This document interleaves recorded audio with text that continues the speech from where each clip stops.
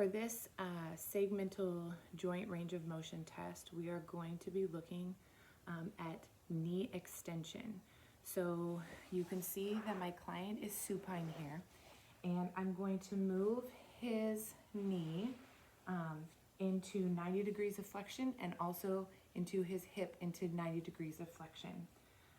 I'm going to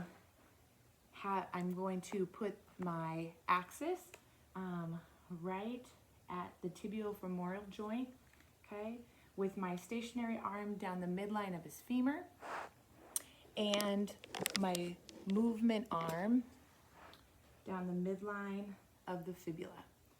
So I'm going to move my client into his end range, okay.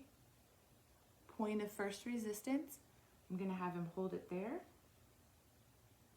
I will measure down the midline of his fibula, okay, and go ahead and relax on that left side. For knee extension, we are going to be measuring by the short end of the movement arm, and my client is at 66 degrees.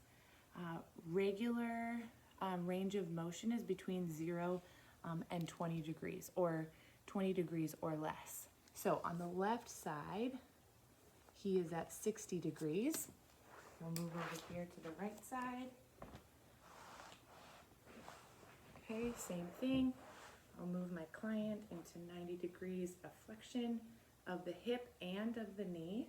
Okay, if you can go ahead and hold that.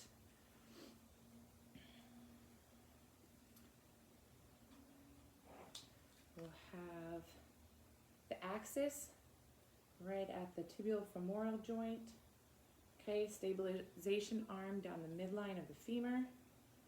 Okay, movement arm down the midline of the fibula. I'm going to move him to his point of first resistance, which is there. Go ahead and hold that. Okay, and go ahead and relax. For the right side, my client is at 42 degrees. And again, regular is 20 degrees or less.